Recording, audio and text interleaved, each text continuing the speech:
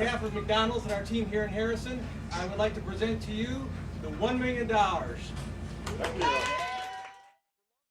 Imagine walking into McDonald's, ordering a Big Mac, peeling back that little game piece, and finding out you just won $1 million.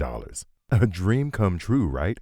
Now, imagine that for 12 years straight, almost every single major prize winner at McDonald's Monopoly was a fraud. We're talking about $50 million stole right under everyone's noses, while millions of Americans peeled game pieces thinking they had a fair shot at winning.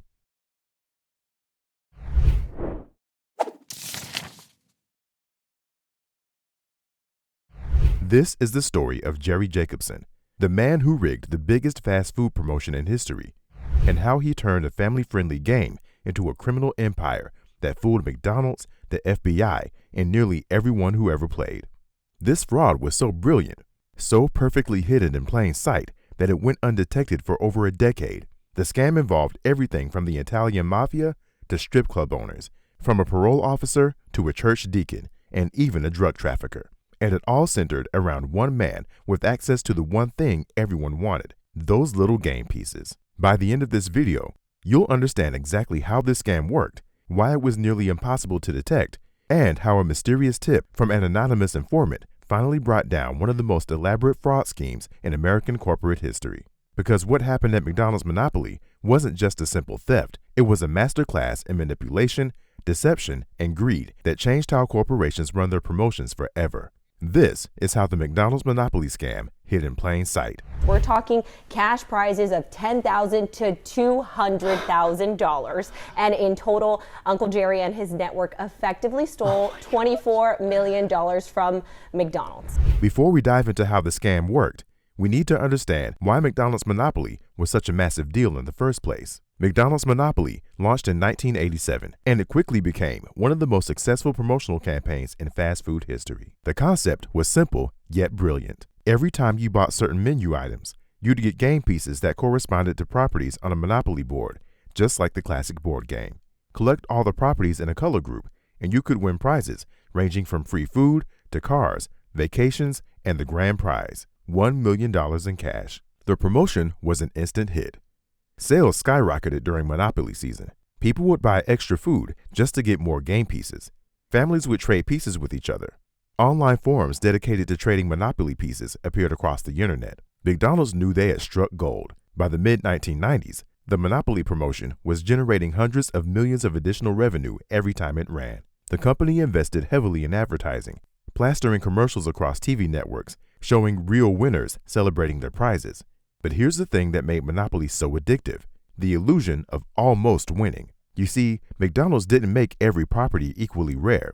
Just like in the actual Monopoly board game, certain properties were printed in massive quantities, while others were incredibly scarce. For example, in the dark blue property group, you might easily find boardwalk pieces, but the Park Place piece, that was printed in limited quantities, and finding it meant you won a major prize. This created a psychological trap. Millions of people would collect Boardwalk and think, I'm so close, I just need Park Place. But in reality, Park Place was vanishingly rare. Most people never realized they weren't actually close to winning at all. That Jerome Jacobson was not a McDonald's employee. He was in fact an employee of Simon Marketing, which was the firm that McDonald's had contracted to administer its games. The game pieces themselves were produced by a third-party marketing company called Simon Marketing. This company was responsible for printing the pieces, ensuring their security, and distributing them to McDonald's restaurants across the country. And this is where our story really begins, because Simon Marketing had one critical vulnerability. They trusted one man to handle the most valuable game pieces in the entire promotion. That man was Jerome Jerry Jacobson, and he was about to exploit that trust in ways no one could have imagined.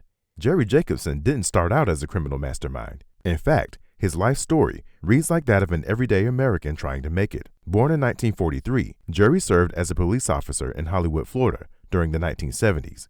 He was a cop, someone who was supposed to uphold the law, protect citizens, and maintain order. But after leaving the police force, Jerry found himself bouncing between various security jobs, never quite finding his place. Then, in the late 1980s, he landed what seemed like the perfect gig: Director of Security for Simon Marketing, the company responsible for producing and distributing McDonald's Monopoly game pieces. On paper, Jerry seemed like the ideal candidate. He had law enforcement experience, he understood security protocols, and he came across as trustworthy and professional. Simon Marketing put him in charge of overseeing the entire game piece production and distribution process. Jerry's job was to ensure that no one could cheat the system. He was supposed to be the guard at the gate, the person who made sure every game piece reached McDonald's restaurant safely and that no one could tamper with the high-value winning pieces. Instead, he became the fox guarding the henhouse. The irony is almost poetic. The very man hired to prevent fraud became the orchestrator of the biggest promotional scam in history. But Jerry didn't start stealing immediately. According to later testimonies,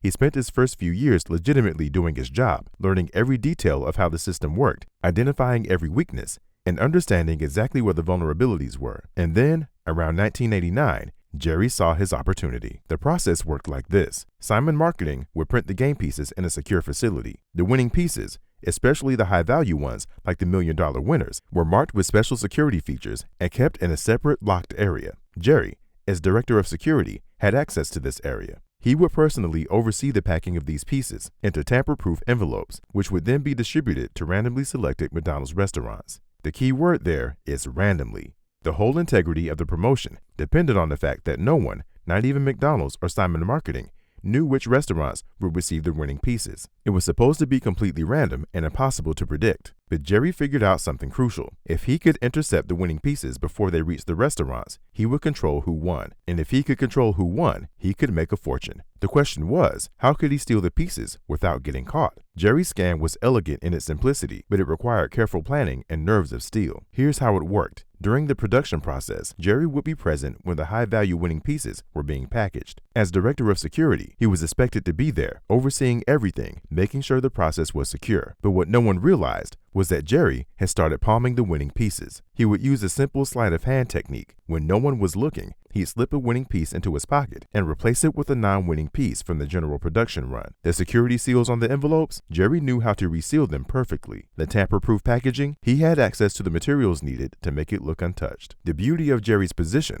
was that he was the one person no one suspected. He was security. If he was moving around the facility, handling envelopes, checking packaging, that was literally his job. No one questioned it because he was supposed to be there. Over the course of several years, Jerry stole nearly every high-value winning piece from the McDonald's Monopoly promotion. We're talking about the $1 million grand prizes, the $100,000 prizes, the $25,000 prizes, expensive cars, luxury vacations, and many other major prizes. The lower value prizes, the free food coupons, the small cash prizes, those he left alone. Those were the pieces that made people think the game was legitimate, but anything worth stealing, Jerry took it. Now, here's where Jerry showed his true criminal genius. He didn't cash in the winning pieces himself. Think about it. If Jerry Jacobson suddenly started winning McDonald's Monopoly prizes year after year, someone would notice. If his name showed up in the winner's list even once, it would raise red flags.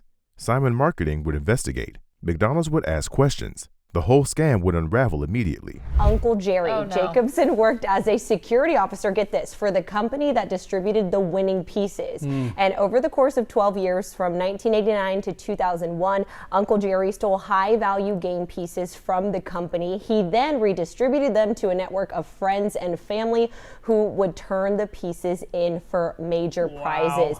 So instead, Jerry created a network of recruiters and fake winners who would claim the prizes on his behalf. These weren't random people off the street. Jerry was careful about who he recruited. He needed people who would be convincing as genuine McDonald's customers, keep their mouths shut about the scam, give Jerry a substantial cut of the winnings, have plausible story for how they randomly won. Jerry started with people he knew and trusted, family members, friends, and acquaintances from his past. His brother-in-law was one of his first recruits, then friends of friends. Every time Jerry recruited someone, he would approach them carefully, feeling them out, making sure they could be trusted. He'd say something like, "What if I told you I could help you win $1 million from McDonald's? All you have to do is claim this prize and we'll split it." Most people couldn't resist. The promise of instant wealth, hundreds of thousands or even $1 million, was too tempting, and the risk seemed minimal. All they had to do was peel a game piece and claim they found it in their meal. How hard could that be?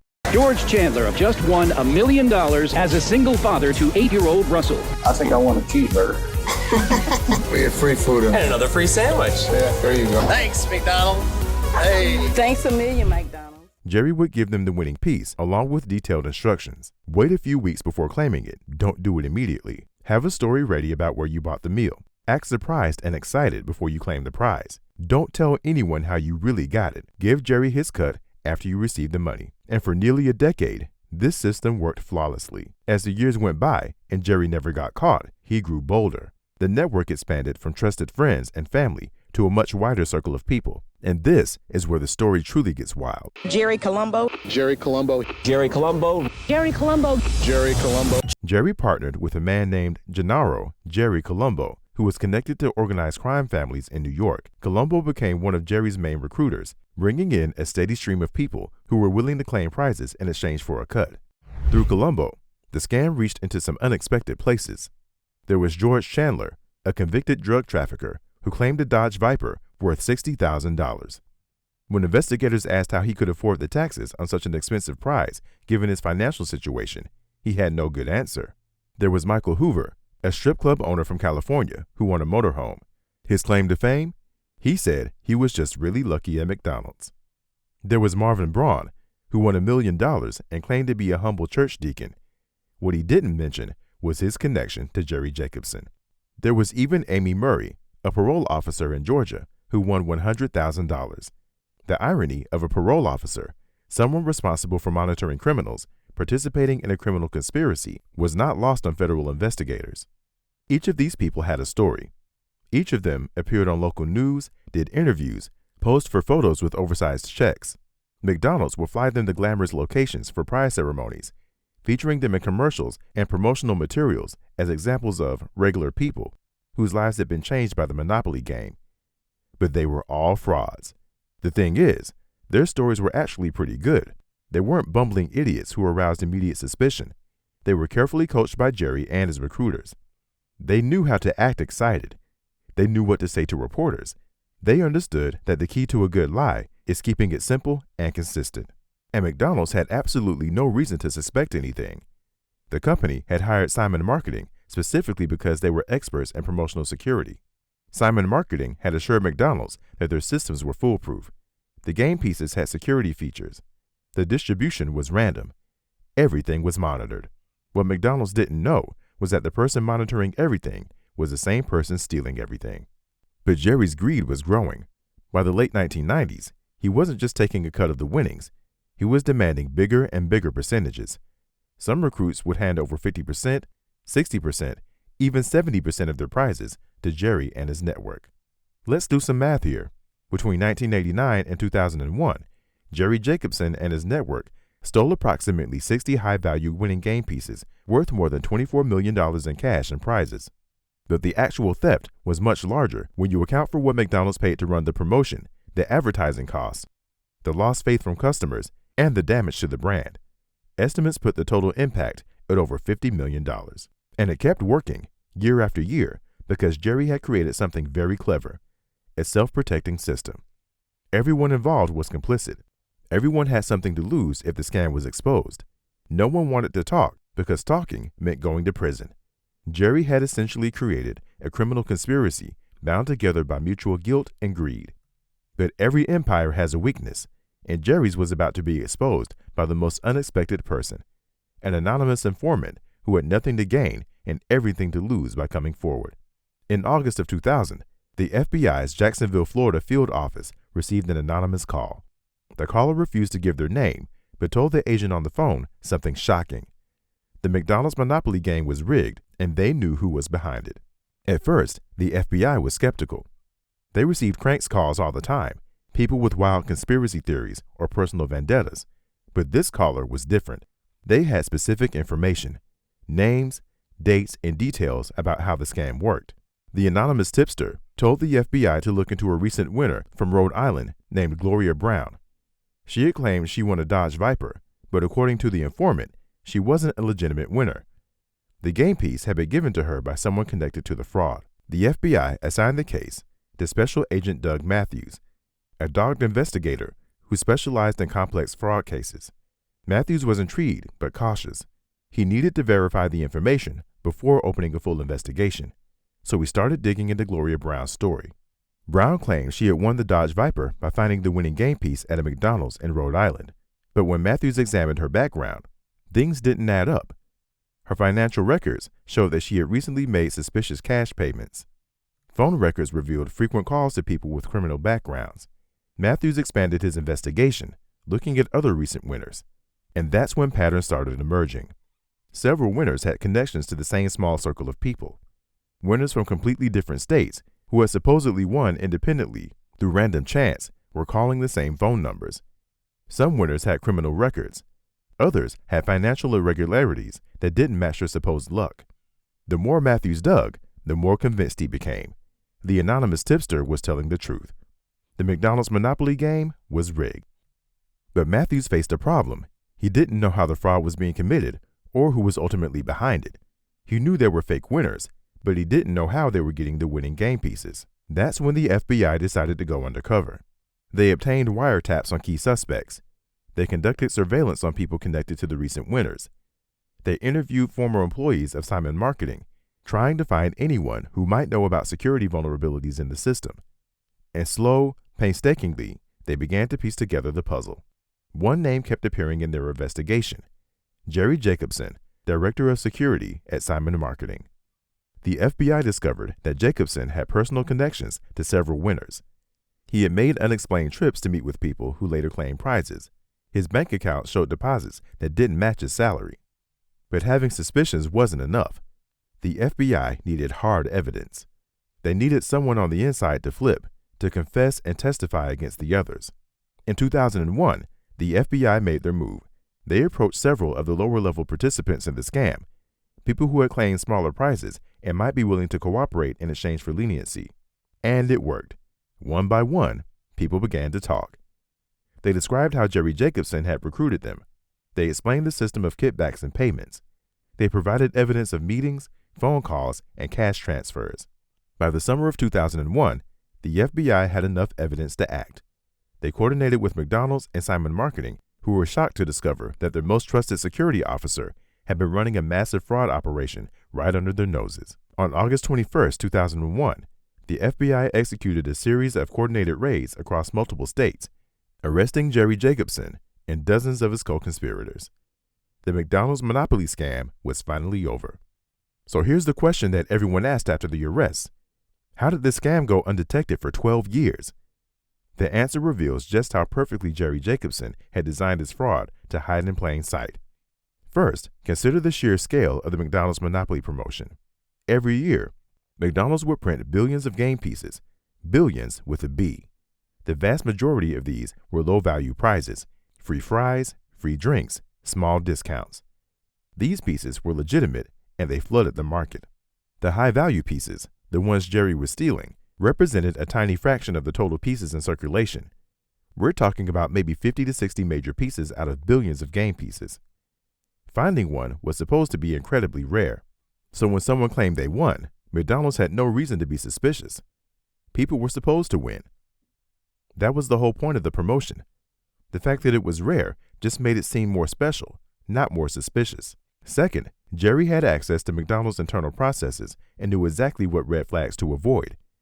McDonald's had procedures to verify winners. They would ask for the original game piece, check its security features, and interview the winner about where and when they got it. But Jerry knew all these verification steps because he had helped design them. He made sure his fake winners had perfect game pieces and plausible stories. Third, the fraud was geographically dispersed. Winners came from different states, different regions, different demographics. There was no obvious pattern that would trigger suspicion. If all the winners had come from one city or one region, that might have raised flags. But Jerry was smart enough to spread the fraud across the entire country. Fourth, and this was crucial, the people running the investigation weren't looking for fraud. Think about it from McDonald's perspective. They were paying Simon Marketing specifically to prevent fraud. Simon Marketing had assured them the system was secure. They had security protocols, tamper-proof envelopes, random distribution, and a director of security overseeing everything. Why would McDonald's suspect their security company was compromised? It would be like hiring a bodyguard and then suspecting that the bodyguard is the assassin. The whole point of hiring security is that you trust them to protect you. Simon Marketing, for their part, trusted Jerry Jacobson completely. He was a former police officer with an impeccable record. He had been with the company for years. He seemed professional and dedicated. They had no reason to doubt him. This gets a deeper truth about fraud. The best frauds exploit trust. Jerry wasn't some outsider trying to break into a secure system. He was the insider running the secure system. He had legitimate access to everything he needed to steal. He didn't have to hack computers or pick locks or create fake identities. He just used his authorized access to do unauthorized things. Fifth, the financial side of the scam was remarkably clean. Jerry didn't deposit millions of dollars into his bank account. That would have triggered money laundering investigations. Instead, he received cash payments, kept them in safety deposit boxes, and lived a modest lifestyle that didn't attract attention. His recruits would claim the prizes, pay the taxes, and then give Jerry his cut in cash. From the outside, everything looked legitimate. Winners were paying taxes. McDonald's was distributing prizes according to their rules. Money was flowing through proper channels. The IRS wasn't going to investigate because, technically, the winners were paying all required taxes on their prizes. McDonald's wasn't going to investigate because, from their perspective, the promotion was working as intended.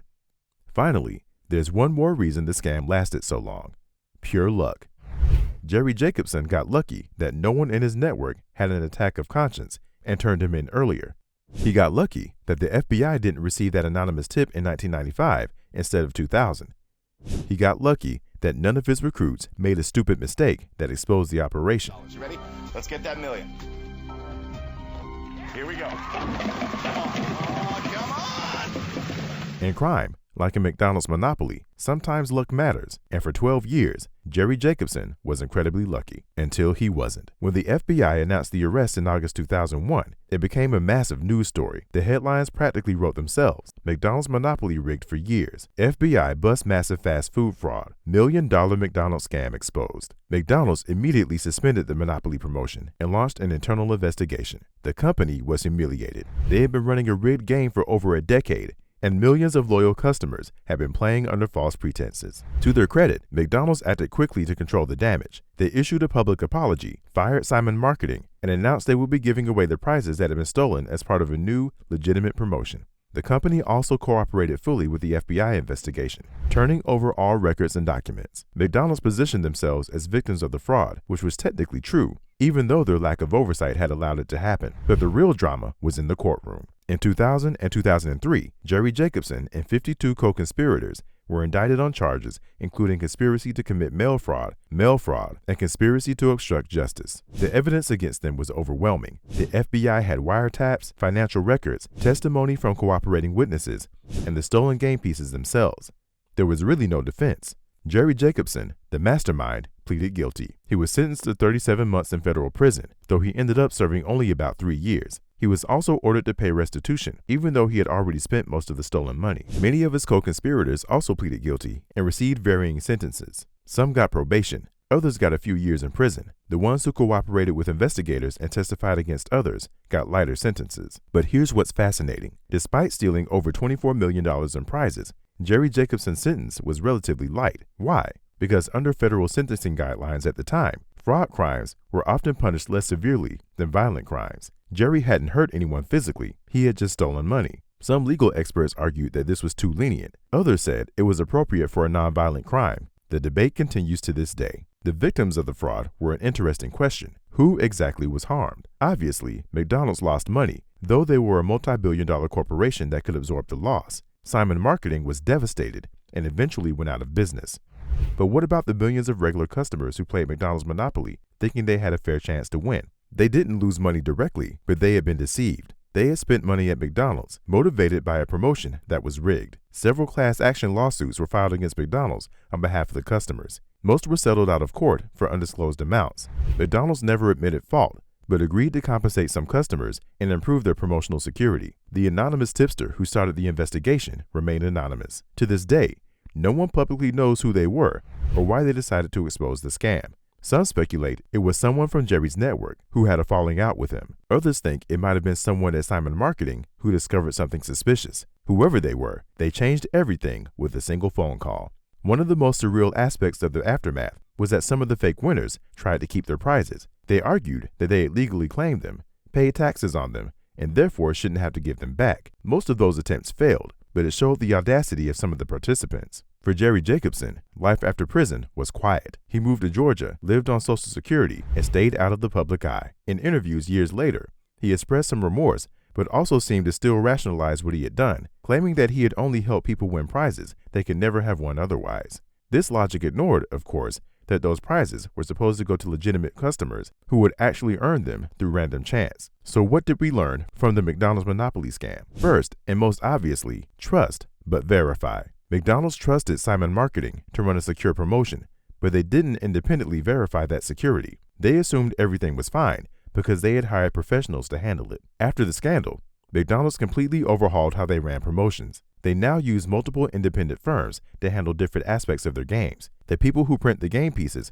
aren't the same people who distribute them. The people who verify winners aren't connected to either. Security is layered and redundant. Second, insider threats are the most dangerous threats. Jerry Jacobson wasn't a hacker or a thief who broke into the system from the outside. He was the security director. He had legitimate access to everything he needed to commit the fraud. This lesson has applications far beyond fast food promotions. It applies to banks, corporations, governments, and any organization that handles valuable assets. Your biggest vulnerability might be the person you trust most. Third, fraud can hide in plain sight for a very long time if it's designed well. The McDonald's Monopoly scam lasted 12 years because Jerry understood the system perfectly and designed his fraud to blend in with legitimate operations. The winning pieces looked real because they were real. The winners acted genuine because they had been coached. The distribution seemed random because Jerry deliberately spread it out geographically. Everything looked normal because Jerry made sure it looked normal. Fourth, sometimes catching criminals requires luck. The FBI might never have uncovered this fraud without that anonymous tip.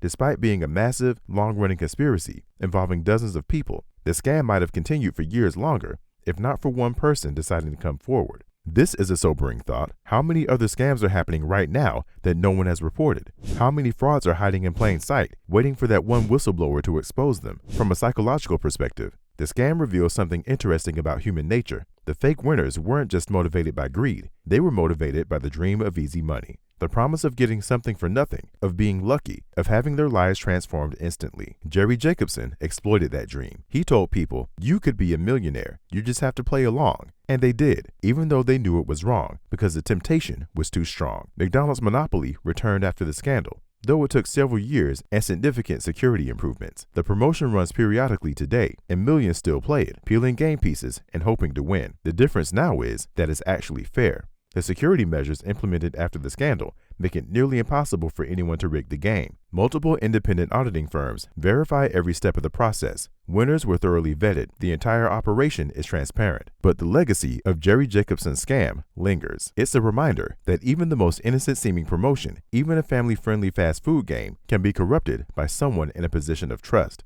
This story has taken on a life of its own in popular culture. It's been covered in documentaries, podcasts, and even being developed into a movie. People are fascinated by it because it has all the elements of a great crime story, a clever mastermind, an elaborate scheme, colorful characters, and an eventual downfall. But beyond the entertainment value, the McDonald's Monopoly scam is an important case study in fraud, security, and corporate oversight. It shows what can happen when trust is misplaced, when oversight is inadequate, and when individuals with access to valuable systems decide to exploit their positions. In the end, Jerry Jacobson stole more than game pieces and prize money. He stole something less tangible, but equally valuable: trust. He stole the trust that McDonald's placed in their security company.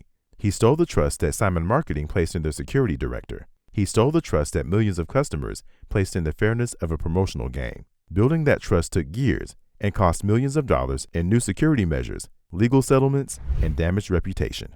Was it worth it? For Jerry Jacobson and his co-conspirators, the answer eventually was no. The money was gone. They spent years in prison. They destroyed their reputations and relationships. And for what? A few years of ill-gotten gains that they couldn't fully enjoy because they had to hide what they were doing. The McDonald's Monopoly scam is now a cautionary tale, taught in business schools as an example of how fraud can penetrate even the most trusted systems. It's studied by security professionals as a case of insider threats. It's analyzed by psychologists as an example of how greed can motivate otherwise ordinary people to commit crimes. And it's remembered by millions of McDonald's customers who played the game during those 12 years, who never won anything major, and who now know why. Because the game was rigged, the pieces were stolen, and the winners were frauds. For 12 years, one man with access to the system exploited that access to steal millions. He recruited dozens of co-conspirators. He created an elaborate network of fraud. He fooled one of the world's largest corporations. and he almost got away with it. Almost. If there's one final lesson from this story, it's this. No matter how perfect your fraud seems, no matter how well you've hidden it, no matter how many years you get away with it, there's always a chance that someone, somewhere, will decide to do the right thing and expose the truth. All it takes is one anonymous phone call. Thanks for watching. If you enjoyed this deep dive into one of the most fascinating fraud cases in American corporate history, make sure to like, subscribe, and share. And the next time you're at McDonald's during Monopoly season, remember, the game is fair now.